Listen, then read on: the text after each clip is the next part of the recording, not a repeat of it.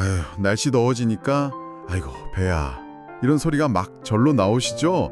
네, 여름철이면 어김없이 찾아오는 그 불청객 맞습니다. 바로 식중독 이야기인데요. 안녕하세요. 여러분의 건강 도우미 골든 헬퍼입니다. 오늘은 저희가 최근에 나온 여러 학술 자료랑 보고서들을 좀 이렇게 깊이 들여다봤거든요.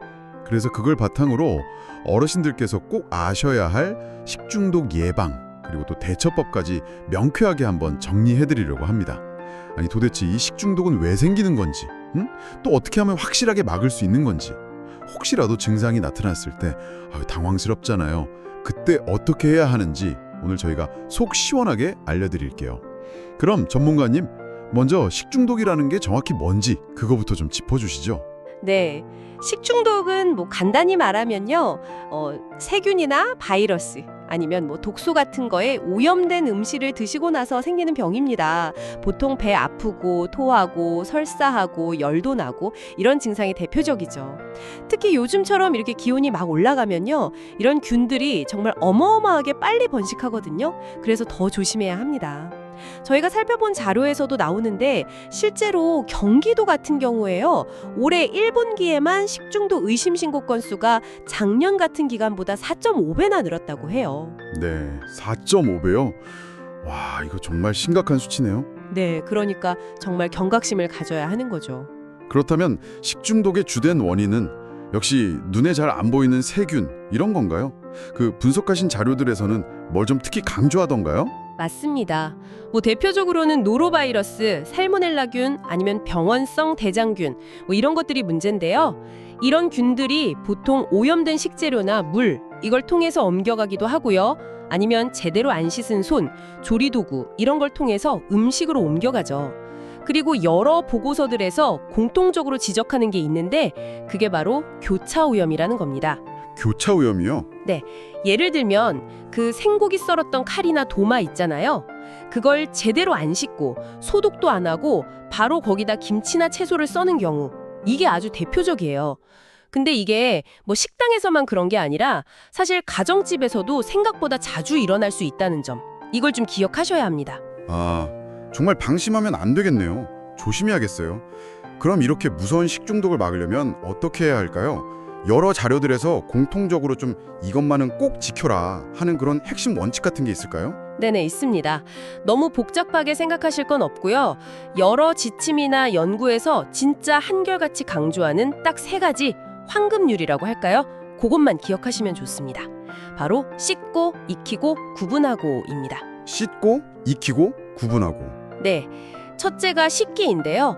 외출하고 돌아왔을 때, 화장실 다녀왔을 때, 요리하기 전후, 그리고 식사 전에는요, 무조건 비누를 사용해서 흐르는 물에 30초 이상 손을 아주 꼼꼼하게 씻는 습관이 정말 중요합니다. 30초 이상이요? 네, 이게 자료 보니까 비누로 이렇게 제대로 씻기만 해도 손에 있는 세균의 99.8%가 없어진대요. 우와, 거의 다네요. 그쵸.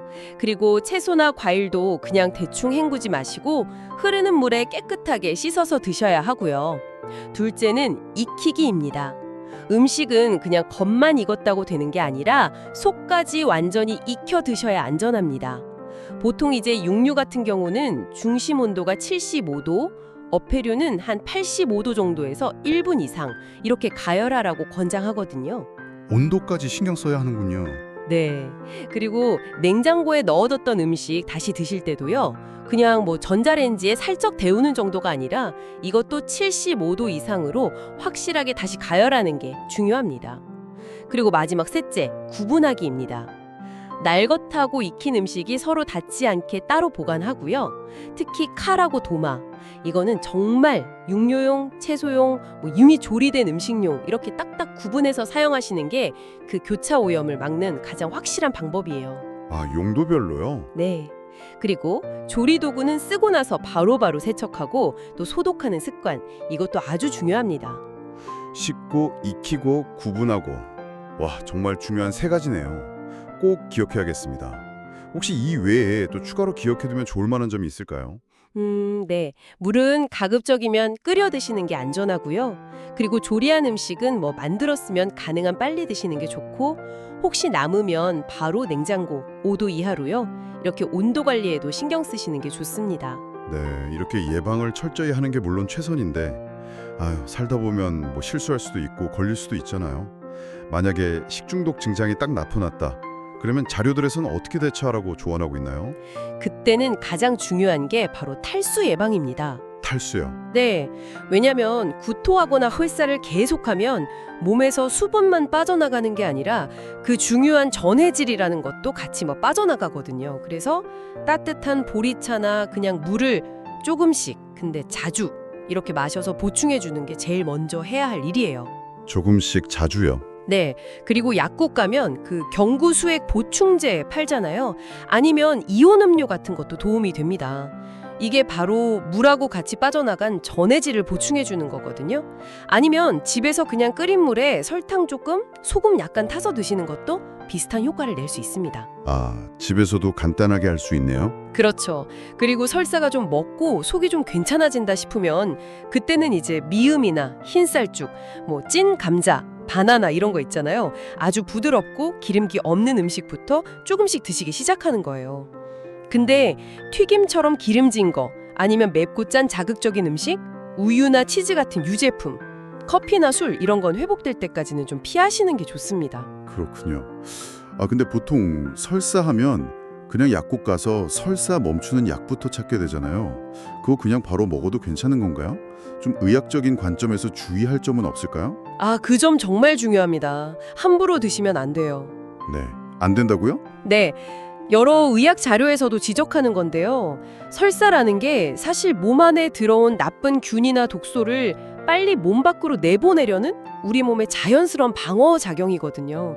근데 이걸 함부로 지사제, 그러니까 설사 멈추는 약을 먹어서 억지로 막아버리면 오히려 그 해로운 물질이 몸 안에 더 오래 머물게 되는 거예요.